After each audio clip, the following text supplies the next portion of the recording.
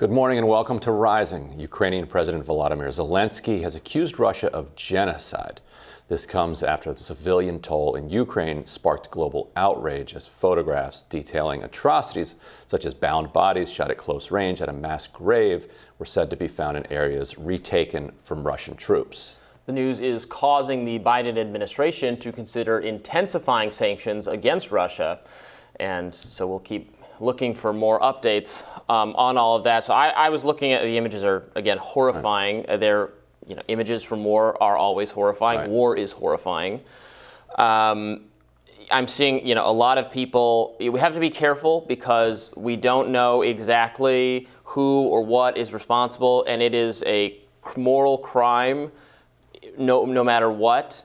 There is, no doubt that there are atrocities being committed by Russian forces. Right. There are likely bad things being committed by various aspects of Ukrainian forces as well. Perhaps we don't know, so we have to be very sober-minded and seek more information. I'm seeing people on social media, I can't tell from looking at how people contextualize these things, saying like, well, this was actually the Azov forces, or this was the and you know what? Everybody's got to take a deep breath. Don't get like, well, no, we actually don't know for sure. Listen to as more information comes out. But we should be careful about. We should roll out sanctions if we think that's the right thing to do to stop this invasion. But don't do a knee jerk in response to pictures you're seeing online. I think that's a really key point because, there are two questions here. One is, is the evidence real? Is it fabricated as propaganda by one side in order to elicit emotions, or is it real? Those are important questions that journalists need to get to the bottom of. Right. But then your second point is the key one.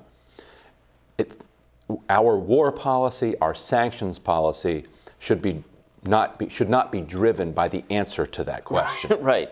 If there are atrocities, those atrocities should be prosecuted. They should be punished. Right. People need to be held accountable.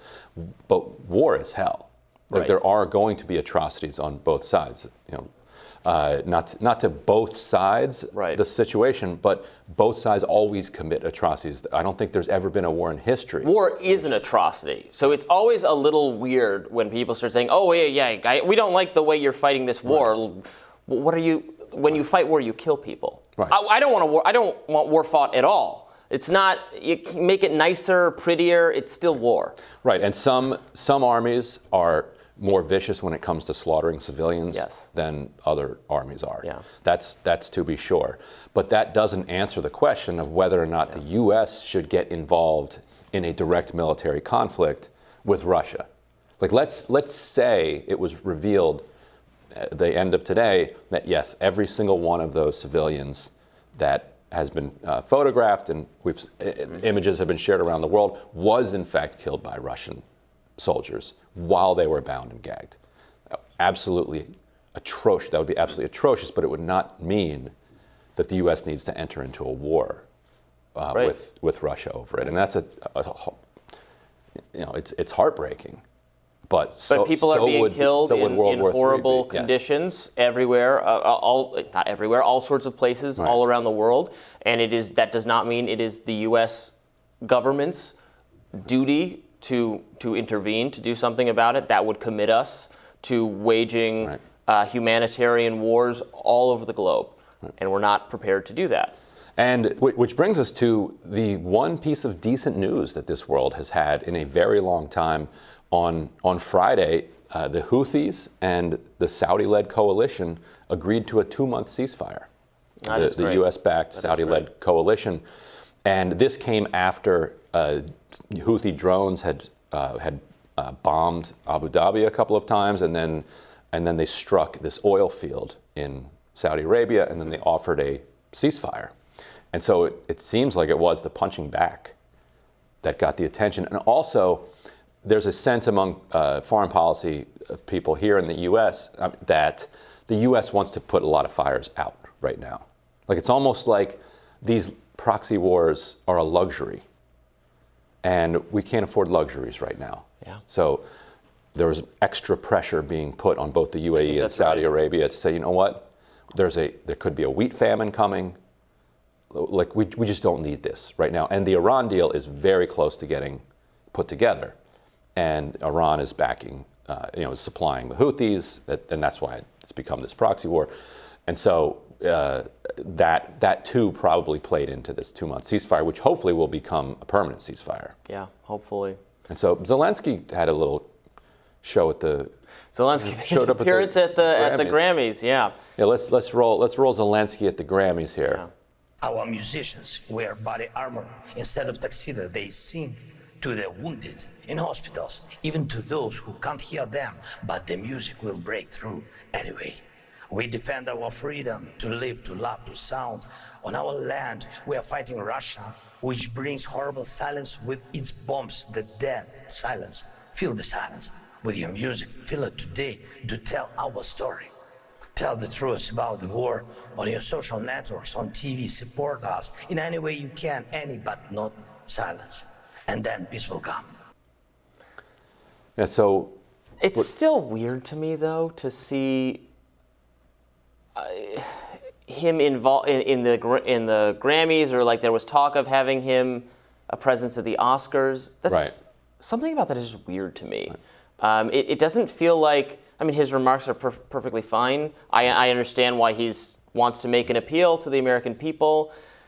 It seems weird. Like, why? Like, why is the Grammys the right format for that? Why it feels both like a kind of performative politics that we so often see in Hollywood. Like, this is what you're supposed to be thinking. Right. Here's and now and a lot of that is so empty, and then to pair it with something that is so real is jarring in a way. You're like, wait a minute, we're supposed to have this is supposed to be superficial stuff here. Yeah. Whoa.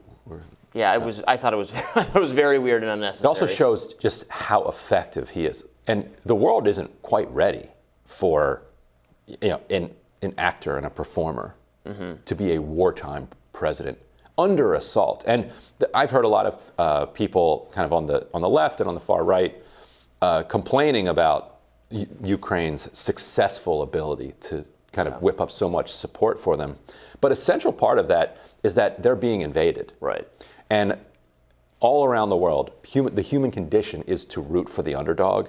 So even if you didn't have the already kind of set up geopolitics of the Ruskies being the bad guys, the fact that one country is invading the other has just completely stacked the propaganda deck on the side of the people being invaded. Everyone's going to root for the people who are just defending themselves against an invasion. And then you throw on top of that you have kind of an A-level performer, like literally the performer, like that's his career up until becoming elected president. One other thing I wanted to mention before we wrap is that it was interesting to me to see these photos, these horrifying photos, actually on social media. I guess there's either an exception or does not violate these images of people dead. It clearly violates it. It's like Twitter's decided it's in the Facebook. I've only seen them on Twitter. I don't know if they're on Facebook. Maybe they are. Maybe they're not. Must have decided they're in the public interest or they're newsworthy. But obviously, we don't know for sure who's done what and what the exact condition is. We have people's guess. We're hearing from various sources of information, but we don't know. Like I can't tell you exactly who. I don't know. I'm not there. I can't verify the sources of these information. This information. So it's and in the past, since social media has been so like, oh, well, that might be false, so forget it. It can't be seen. It's a little. I think it actually shows the short-sightedness of that approach. Obviously, it's better to have the information out there and then have responsible people say, we don't know for sure. Take this with a grain of salt.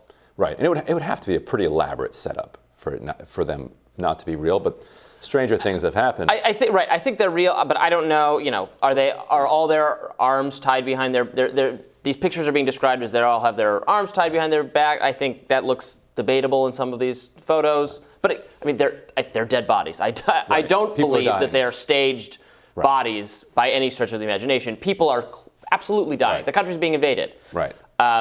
There might be more contextualizing information to emerge.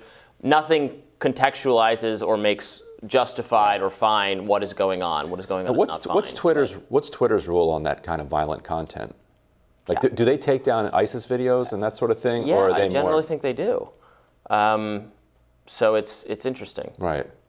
Yeah, I don't know. They're taking a page out of Facebook's book, which is you can plan to assassinate Putin now. It's okay now, yeah. It's just, I mean, they're making these rules up on a day-to-day basis. Yeah, and right, it shows the politics of it as well. Yeah. Like, it depends on who's doing the killing and who's being killed. Right, who's appearing at the Grammys. Right. Appealing for support.